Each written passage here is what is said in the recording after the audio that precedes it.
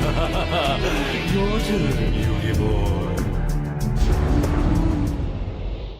What is up, guys? This is Linthio coming at you with a discussion today about the Forbidden Unlimited list and the fact that we aren't really given a specific date as to when it will be released. Now, it's obviously not new that we don't get told the specific date that Konami are going to release the Forbidden Unlimited list. And when it was first announced, the reasoning behind Konami was simply that it gives them more time to not have to rush to a certain deadline.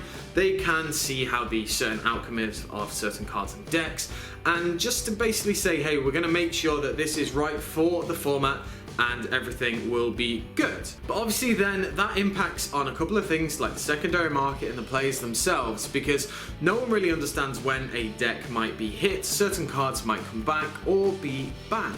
And it does send a bit of a unnerving feeling through the community, simply because no one knows when a deck may or may not be hit. Normally we would expect a list coming up very soon, but in the emergency list or the adjust list that was released, they said that it could be a couple of months before we get another one. Now the question is, do people think that not having a certain date is good or bad for the game? Now I did a discussion on it a while ago, and now that it has settled in, people have been understanding how it works, and we have had a ban list that has come out not too long ago that we weren't really given a date for. So personally, it's a bit of a weird one for me because I'm so used to set dates of a list coming out that people can kind of say, hey, well, I've played this deck for a bit of time and the new list will be coming out in about a month, so I'm gonna get rid of this deck.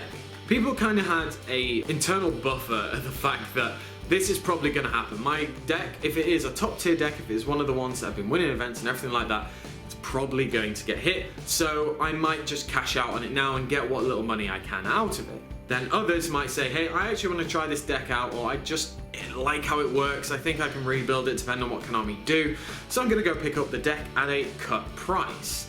But now, no one really knows when it's going to come. We only have an idea of when the list might hit because they said they're going to keep it in and around the same type of dates. Means that people who are playing the deck kind of a bit unnerved at if it's going to be hit or not, and it does impact the secondary market, even though Konami essentially don't really care because it's the secondary market, they don't need to care about it, it's got nothing to do with them technically. We haven't had an emergency ban list since back in the day of Teledad, I don't believe. I think that was the last proper one that we had, and with the adjust list, the Pepe deck got hit quite severely. It's still technically playable, but you do need to put a lot of different cards in there and you need to rebuild it as such. But it means that people are very worried, from just people I've spoken to, subscribers and things like that.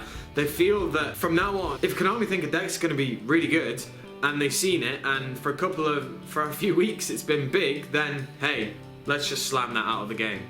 I felt that the preemptive hit on Pepe, or it's not preemptive, but the hit on Pepe was maybe a little bit too early, and people have kind of lost a little bit of trust with Konami because the norm was you would play a deck, and if it was ridiculously good, you would probably know that it was going to get hit. But people who put money into the deck, people who went out and bought that product or bought out those single cards, and then for all of a sudden for 3 weeks for it to be hit, they kind of feel a bit cheated and also betrayed by the fact Konami have done something like that. We haven't really had a deck that has been hit in such a way. There have been cards that have been, obviously hit, like the Dragon Rulers when the Dark Matter deck was trying to come out. Also with Gishki's Eva Gishki Gust Kraken was also hit before the set actually got released, or it was a week after it got released.